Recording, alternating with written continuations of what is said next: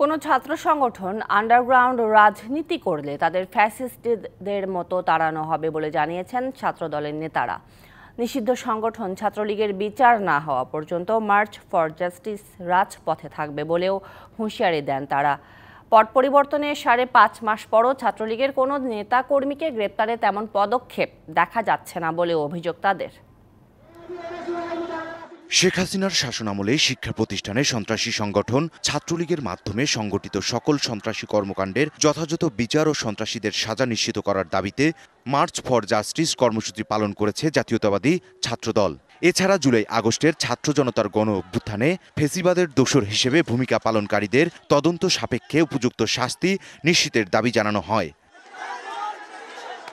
কর্মসূচিকে কেন্দ্র করে শনিবার দুপুর থেকে ইঞ্জিনিয়ার্স ইনস্টিটিউটের সামনে জড়ো হতে থাকেন ছাত্রদের বিভিন্ন পর্যায়ের নেতাকর্মীরা।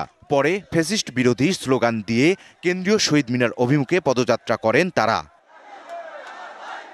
হাজারো ছাত্রদের পদচারণায় মুখরিত হয়ে ওঠে কেন্দ্রীয় শহীদ মিনার। সমাবেশে ছাত্রনেতারা বলেন,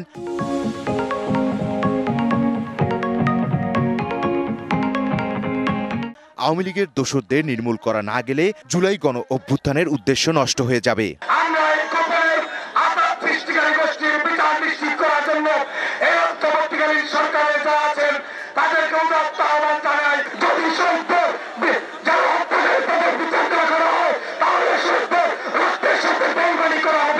নেতারা বলেন, জুলাই আগস্টকে যারা কুক্ষিগত করেছে তাদের বিরুদ্ধে লড়াই চালিয়ে যেতে হবে। যে পদক্ষেপগুলো, যে কার্যক্রমগুলো অতি দ্রুত সময়ের মধ্যে নেওয়া উচিত বলে আমাদের মনে হচ্ছে, সেরকম কোনো কার্যক্রম তারা দিচ্ছে না, বরং তারা যে পদক্ষেপগুলো অপ্রাসঙ্গিক সেগুলোর বিষয়ে তারা অনেক বেশি মনোযোগ দিচ্ছে।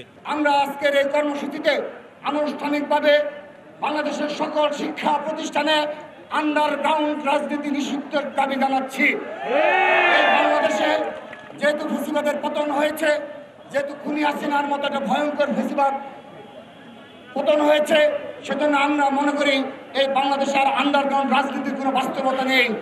বর্তমান সরকারের কাছে নিষিদ্ধ সংগঠনের নেতাকর্মীদের গ্রেপ্তারের দাবি জানানো হয় কর্মসূচি থেকে।